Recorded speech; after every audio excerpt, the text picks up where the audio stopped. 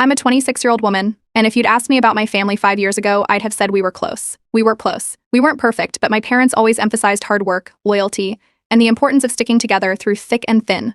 They weren't rich, far from it, but they worked hard to give my younger brother and me a decent life. All of that changed when my parents inherited a fortune, and I mean life-changing money. What happened next destroyed my relationship with them, and honestly, I still can't believe it unfolded the way it did. We grew up in a small, blue-collar town. My dad worked in construction, and my mom did bookkeeping for local businesses. They always talked about how they were building something better for us. My brother Jake and I weren't spoiled, but we didn't go without. My parents taught me to save every penny I could and made sure I understood the value of hard work. Jake, who's 3 years younger than me, was the golden child growing up. Don't get me wrong, I love my brother, but he wasn't exactly the most responsible person. He dropped out of college after one semester, bounced between part-time jobs, and mostly lived with my parents into his mid-20s. They doted on him, always making excuses, saying he's just finding his way. Things changed for me after I graduated high school. I got a scholarship, moved out, and worked my way through college. I didn't ask for much help because I knew they didn't have the money. I'd visit home when I could, but I mostly kept my head down, working 2 jobs to pay for rent and groceries. It wasn't easy, but I was proud of what I accomplished. I thought my parents were too, at least. That's what they said. Then, out of nowhere, my parents inherited millions. They had a distant relative, someone we barely knew, who passed away and left them everything. Apparently, this relative had invested well and lived frugally, so by the time they passed, they had a fortune to pass on. My parents had always struggled financially, so this was completely out of the blue. We were all shocked, but at first I was happy for them. They finally had the stability they deserved, and I figured they'd use it wisely. That's not what happened. Almost overnight, their attitude changed. It started small. They stopped picking up my calls as often, and when I did visit, they'd make offhand comments like, "You're so independent now, you don't need us."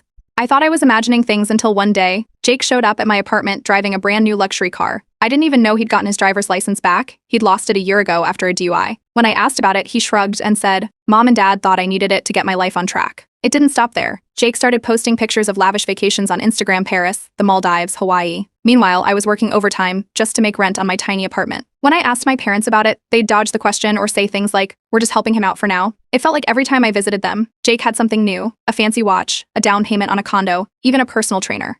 They started treating him like a prince while I got nothing but excuses and vague reassurances. The real kicker came when I found out they'd been holding family meetings about managing the estate and hadn't even told me. I only found out because I stopped by unannounced one afternoon and overheard them talking about it. When I asked why I wasn't included, my mom just said, "It's complicated," and my dad added, "It's not your business. You didn't earn this money." I was stunned. Not only was I being excluded, but they were acting like Jake had somehow earned his way into their favor, despite years of being unreliable and frankly entitled. The favoritism kept escalating. They started openly comparing me to Jake, saying things like, "If you were more like your brother, you wouldn't be struggling so much." One day I overheard them talking to a family friend, saying I was a disappointment because I hadn't lived up to their expectations.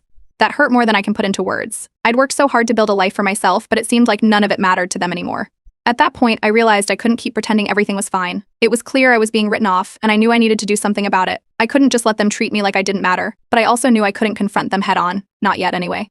They were too caught up in their newfound wealth to see reason. Instead, I decided to bide my time and figure out exactly what was going on behind the scenes. If they wanted to treat me like I didn't exist, I'd make sure they regretted it. After realizing I'd been pushed to the sidelines, I decided to stop waiting for answers and start finding them myself. If my parents weren't going to include me in discussions about the inheritance, I'd figure out what was going on without their help. I didn't have much to go on at first, but I knew one thing. My parents weren't exactly financial geniuses. This wasn't just a gut feeling. It was based on years of seeing them live paycheck to paycheck and struggle to manage even small sums of money. I had a hunch they were in over their heads. The first step was figuring out the basics of the inheritance. I didn't have access to every detail, but I remembered overhearing the fortune came with certain stipulations. I started digging through public records to see if I could find anything. It didn't take long to discover that the estate was massive, but it wasn't just a pile of cash sitting in a bank account. It included properties, investments, and trust funds, all of which required ongoing management.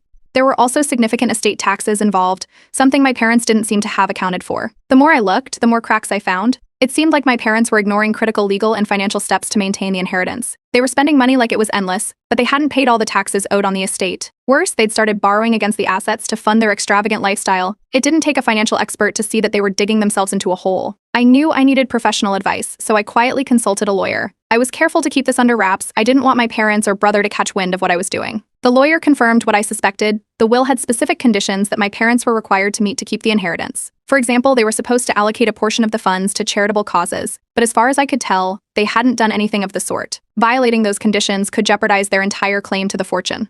Armed with this information, I decided to test the waters one last time. I visited my parents and tried to have a straightforward conversation about their treatment of me and their financial choices. It didn't go well. They brushed me off, saying I didn't understand the complexities of their situation. My mom even laughed and said I was being jealous of Jake's success. That stung, but I held my ground and warned them about the risks of their reckless spending. They dismissed me outright, acting like I was making things up to cause trouble. It was during this visit that I realized Jake was actively encouraging them to shut me out. He'd made himself indispensable to them, acting as their unofficial financial advisor, even though he had zero qualifications. He was also pushing them to update their will to cut me out entirely, claiming it was only fair since I was ungrateful. That was a new low even for him. That's when I decided I needed more than just knowledge. I needed evidence. My parents had always been careless about paperwork, and I knew they kept important documents in a filing cabinet in the spare bedroom. The next time I visited, I made an excuse to stay late and managed to take photos of anything that seemed relevant. Bank statements, investment reports, and even a copy of the will. It was all there, left unsecured and unorganized. It was almost too easy. Around this time, an unexpected ally came into the picture. My aunt, my dad's sister, reached out to me. She'd noticed the changes in my parents' behavior and wasn't happy about how they were treating me. She didn't want to get directly involved but gave me some valuable information, including details about the charitable stipulations in the will. She also hinted that my parents' reckless spending was starting to raise eyebrows among other relatives. That's when I decided to stir the pot a little. I started planting seeds of doubt among extended family members. I'd casually mention how much my parents were spending or bring up the conditions of the will in passing. It didn't take long for rumors to start spreading. Whispers about their financial recklessness began circulating in the community, adding pressure to their already shaky situation. Jake, of course, wasn't helping matters. During a drunken conversation at a family gathering, he let slip that my parents had taken out a massive loan against one of the properties they'd inherited.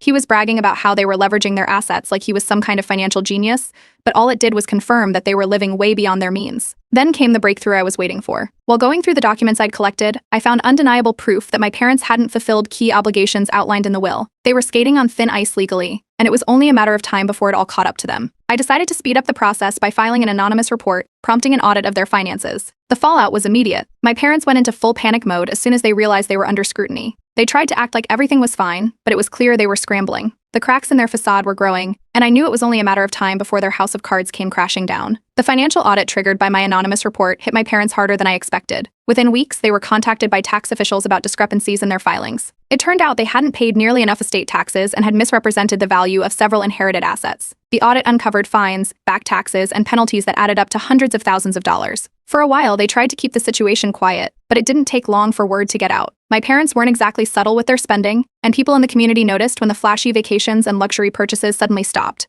Jake was the first to react. He stormed into my apartment one night, furious, accusing me of sabotaging the family. He claimed that the audit and all the trouble they were facing were my fault, though he couldn't provide any proof. I barely said a word during his rant. It wasn't worth arguing. His entitlement was on full display as he shouted about how I'd ruined their lives, conveniently ignoring the fact that their mess was entirely self-inflicted. A few days later, I got an email from my parents. It was short and to the point. They were cutting me out of their lives for being toxic. They accused me of turning the family against them and made it clear they wanted nothing to do with me. Honestly, I wasn't surprised. If anything, it made my next steps easier. Without the pretense of a relationship, I could move forward without worrying about how they'd react. I filed a formal legal challenge to the inheritance, using the evidence I'd gathered to prove they'd violated key conditions of the will. The lawyer I consulted had warned me it would be a long process, but I was ready for it. The case was solid. My parents had ignored the charitable stipulations in the will and had mismanaged the estate so badly that it was at risk of collapsing entirely. The lawyer also mentioned that if my challenge succeeded, the inheritance could be redistributed or even taken away from my parents altogether. As the legal proceedings began, the situation spiraled further out of control for my parents. Their financial troubles became a topic of gossip in the community, and local news outlets picked up on the story. A particularly damning article highlighted their reckless spending and unpaid debts, making them the subject of public ridicule. They tried to downplay the situation, but the damage was done. People who had once admired their sudden wealth now saw them as irresponsible and greedy. Desperation set in quickly. My parents started selling off assets to pay the mounting fines and legal fees. The car they'd bought for Jake was the first to go, followed by one of the properties they'd inherited. It wasn't enough. The more they sold, the more people noticed, and their reputation continued to crumble. Extended family members who had initially supported them began distancing themselves, realizing how badly they'd mismanaged the inheritance. Jake, meanwhile, was in freefall. Without financial support from my parents, his lavish lifestyle came to an abrupt end. He lost his condo when he couldn't afford the mortgage, and his social media posts shifted from exotic vacations to vague complaints about fake people and jealous haters. It was clear he wasn't handling the situation well, but I wasn't about to step in and help. He'd made his choices, just like my parents had. Through all of this, I stayed quiet. I didn't reach out to defend myself or try to explain my side of the story. I didn't need to. Everything was unfolding exactly as I'd expected. I continued gathering evidence and working with my lawyer, who uncovered even more violations my parents had made. For example, they'd failed to report rental income from one of the properties they'd inherited, which added another layer of legal trouble to their already massive pile of problems. Then, out of nowhere, my parents reached out to me. It wasn't an apology, exactly, more like an attempt to fix the relationship. They claimed they missed me and wanted to start over, but it was clear they were only reaching out because they needed help. Their finances were in shambles, their reputation was ruined, and they were looking for a lifeline. I refused. I didn't owe them anything, especially after the way they treated me. Shortly after that, another bombshell dropped. A new document from the will surfaced showing even more conditions my parents had ignored. This document became public during the legal proceedings, further tarnishing their reputation. It detailed how a significant portion of the inheritance was meant for charitable donations, which my parents had completely neglected. The revelation made them look even worse, and the community's opinion of them sank even lower. In the end, my legal challenge succeeded. The court ruled that my parents had violated the terms of the will and could no longer claim the inheritance. The remaining assets were frozen and would be redistributed according to the original stipulations. My parents were left with almost nothing. Jake, who had been so eager to cut me out of their lives, was now facing the same reality: no money, no support, and no way to maintain his previous lifestyle. I didn't celebrate the victory publicly. There was no need. Watching them face the consequences of their actions was enough. For the first time in years, I felt like I had control over my life again, free from their manipulation and toxicity. The fallout wasn't over, but one thing was clear: they'd underestimated me, and now they were paying the price. The court ruling marked the end of my parents' claim to the inheritance. The judge determined they had violated multiple conditions outlined in the will, including their failure to allocate funds to charity and their reckless financial mismanagement. Their behavior left no room for leniency. With the ruling, the remaining assets were redistributed among other family members and the specified charities. My parents were left with almost nothing, aside from the debts they had accumulated trying to maintain their lifestyle. Jake's reaction was immediate and dramatic. He cut ties with my parents, blaming them entirely for losing everything. He told anyone who would listen that they had ruined his life by mismanaging the fortune. It was ironic, considering how much he had benefited from their poor decisions. But now that the money was gone, so was his loyalty. He moved out of their house and stopped speaking to them altogether. For the first time in his life, he was on his own, and it was clear he wasn't handling it well. The financial fallout only got worse. Unable to pay their debts or fines, my parents declared bankruptcy. They had to sell their remaining possessions, including their home. The community, which had once admired their sudden wealth, now saw them as greedy and irresponsible. Former friends distanced themselves, and their social circle shrank to almost nothing. By the end of it, my parents were forced to move into a small rental in a less desirable part of town. They both took on low-paying jobs to make ends meet, a stark contrast to the luxury they had been flaunting not long ago. Jake, meanwhile, was experiencing the struggles of adulthood for the first time. Without my parents' financial support, he bounced between jobs, unable to find anything stable. He had to move into a cramped apartment with roommates and started selling off the designer items my parents had bought for him. His Instagram, once filled with pictures of luxury vacations and fancy dinners, was now quiet. The few posts he made hinted at frustration and bitterness, but the sympathy he was fishing for never came. Throughout all of this, I stayed quiet. I didn't post about it on social media or try to explain my side of the story to anyone. The truth was out there, and I didn't feel the need to defend myself. Still, I couldn't help but feel a sense of relief as everything settled. For the first time in years, I wasn't carrying the weight of their toxicity. I'd done what I needed to do, and now I could finally focus on myself.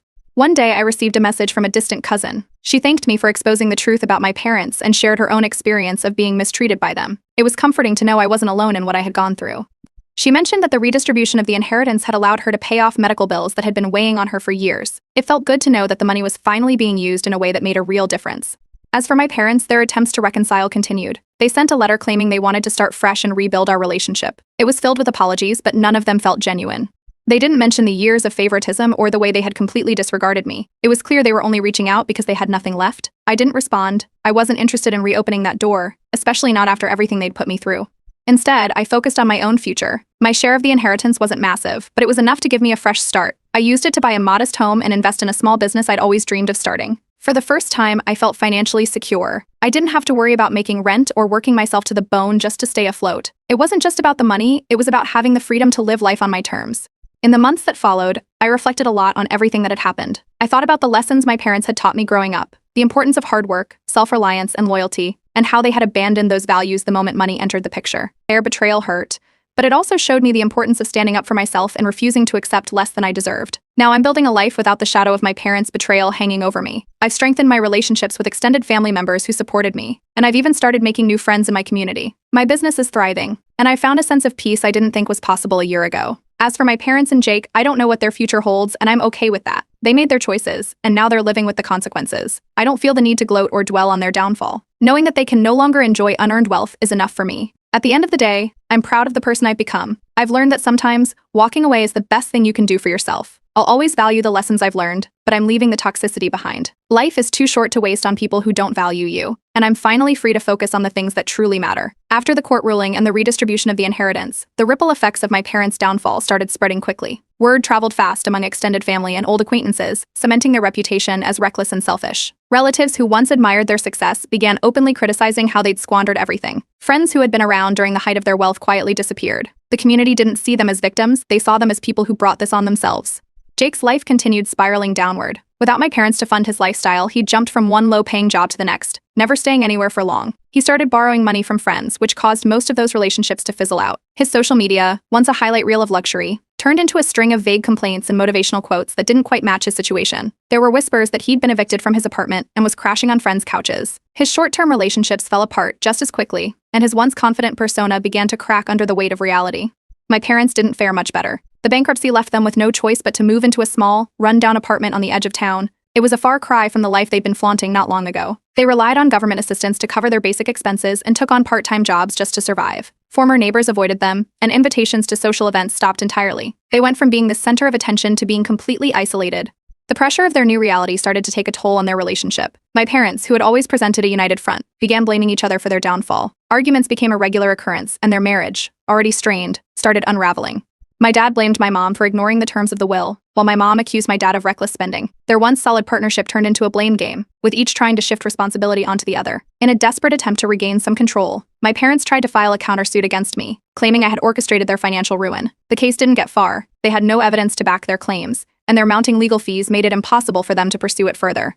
The case was thrown out almost as quickly as it was filed, but their attempt to drag me back into their mess only solidified my decision to keep my distance. Amid all this chaos, an unexpected connection emerged. A distant cousin, who had also been excluded by my parents during their short-lived time as wealthy elites, reached out to me. She thanked me for exposing the truth, and shared how she'd been treated dismissively by them when she sought help for her own financial struggles. She mentioned that the redistribution of the inheritance had allowed her to pay off medical bills and start fresh. Hearing her story reminded me that standing up for myself had ripple effects beyond just my own life. While my parents and Jake were struggling, I was finally in a place of stability. The portion of the inheritance I received wasn't massive, but I'd used it wisely. My small business was thriving, and I'd bought a modest home where I could finally feel at peace. I didn't live extravagantly, but for the first time in years, I wasn't constantly worrying about making ends meet. It felt good to know I was building something sustainable. Then, out of nowhere, Jake reached out. He apologized for how he'd treated me during the inheritance fiasco and asked if I could lend him some money to get back on his feet. His tone was softer than I'd ever heard before, but his words rang hollow. I knew this wasn't about reconciliation, it was about desperation. I told him politely but firmly that I couldn't help him. He didn't take it well, accusing me of holding a grudge and refusing to help family. I ended the conversation and haven't heard from him since. Around this time, my parents tried a new tactic, going to the media. They framed themselves as victims of a greedy child who had turned the family against them. The move backfired spectacularly. Local newspapers ran stories not about their claims, but about their attempts to misuse the charitable funds outlined in the will. Public opinion, already against them, turned even harsher. They became a cautionary tale about greed and mismanagement. The stress of their financial ruin began taking a toll on their health. My mom, once so full of energy, started looking frail and exhausted. My dad's temper, which had always been simmering beneath the surface, became more volatile. They made one final plea to reconnect with me, framing it as a chance to heal the family. I didn't respond. I knew this was another attempt to pull me back into their mess, and I wasn't going to let it happen. The turning point for me came when I realized I no longer felt tied to their drama. Their downfall was a result of their own choices, and I didn't owe them anything. For the first time in years, I felt truly free. Free to focus on my business, my home, and the relationships that actually mattered. The years of mistreatment and manipulation had taught me valuable lessons about self-worth, boundaries, and the importance of walking away from toxicity. Now, as I build a life free from their shadow, I feel a quiet sense of satisfaction. Not from their suffering, but from knowing that I stood up for myself and reclaimed my life. They can no longer control me or define my worth, and that's the best outcome I could have hoped for. With everything that happened over the past few years, I wasn't sure I'd ever feel a sense of closure. But now I can confidently say I've moved on from the chaos my parents and brother created. I no longer carry anger toward them. It's been replaced by something quieter, something like indifference. They're not part of my life anymore, and I've made peace with that. After the dust settled, I started reconnecting with extended family members who had their own stories of being mistreated by my parents. A few cousins reached out, sharing how they'd felt excluded or ignored during my parents' rich phase. It was a bittersweet realization that I wasn't alone in how I'd been treated. Together, we've built stronger bonds, finding comfort in knowing we weren't the problem. For the first time, I feel like I'm part of a family that actually supports each other.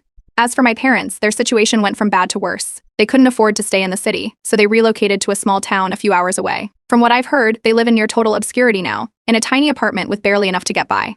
The few friends they still had cut ties after the media backlash, leaving them socially isolated. The blame game between them hasn't stopped, and their marriage seems to be hanging by a thread. I don't have any direct contact with them, but from what relatives have mentioned, they've hit rock bottom.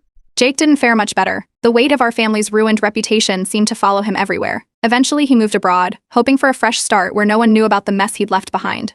But running from your problems doesn't solve them. He's struggling to find steady work and has burned through whatever savings he managed to take with him. The lifestyle he was used to is long gone, and I've heard through the grapevine that he's become increasingly bitter about how things turned out. One of the most satisfying parts of this whole ordeal has been seeing the charitable portion of the inheritance finally go to the causes it was meant for. Thanks to the court ruling, the funds that my parents ignored were distributed to local charities and community projects. Seeing those organizations thrive, whether it's a shelter expanding its services or a scholarship fund helping students, has been a reminder of how wealth can be used for good when handled responsibly. Meanwhile, my life has completely turned around. My small business is thriving far beyond what I initially hoped for. I've been able to expand my services, hire a small team, and even start giving back to the community. It's not just about the financial stability. I've built something I'm proud of, something that reflects my values and hard work. For the first time in years, I feel secure and accomplished. On a personal note, I've also started dating someone who truly values resilience and independence. They've been incredibly supportive, and it's refreshing to be with someone who understands what I've been through without trying to fix or change me. It's early days, but things are going well, and I'm optimistic about the future. My parents haven't stopped trying to reach out, though their attempts have become more desperate. Recently, they sent a handwritten letter, begging for forgiveness and asking for help.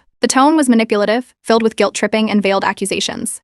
They claimed they'd done their best and blamed the situation on circumstances beyond their control. I didn't respond. I saw it for what it was, another attempt to reel me back into their drama. I've worked too hard to build a life free from their toxicity to let them drag me down again.